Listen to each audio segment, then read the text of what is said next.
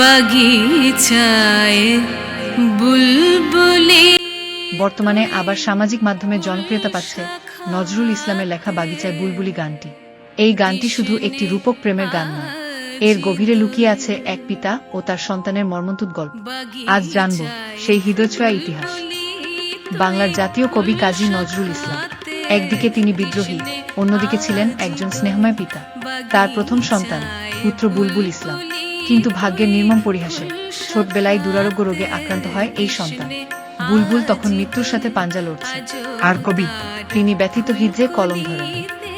এই সময়েই রচিত হয় এ যেন শুধুই কবিতা নয়, একটি প্রার্থনা, একটি কান্না, একটি অসহায় আহ্বান, যাতে তার প্রিয় সন্তান ঝরে না পড়ে, বাঁচে, দীর্ঘজীবী হয়।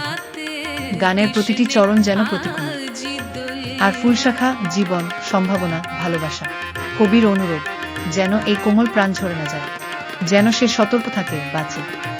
1924 সালে মাত্র 4 বছর বয়সে বুলবুলের মৃত্যু হয়। এই ধাক্কা নজরুলকে ভিতর থেকে ভেঙে দেয়, কিন্তু তিনি থেমে যাননি। ছেলের নামেই প্রতিষ্ঠা করেন আজ যা বাংলাদেশের অন্যতম সাংস্কৃতিক প্রতিষ্ঠান।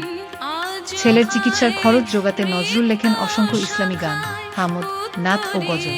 তার লেখা ত্রিভুবনের প্রিয় মোহাম্মদ, মোহাম্মদ নাম জপে চিরদিন প্রভৃতি গানগুলো তিনি বিক্রি করতেন ছেলের চিকিৎসা চালাতে।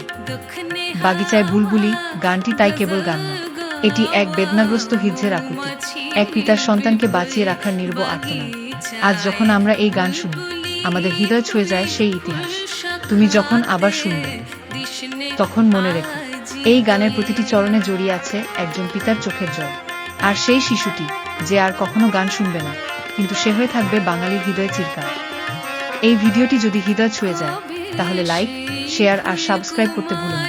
কমেন্টে জানাও নজরুলের কোনো গান তোমার প্রিয়।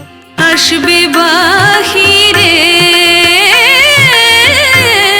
কবে সেই ফুলকুমারী ঘোমটা চিরে, আসবে বাহিরে শিশিরের স্পর্শ সুখে ভাঙবে রে ঘুম, রাঙবে রে কপল। বাগিচায় বুলবুলি তুই ফুল শাখাতে দিসনে আজি দোল।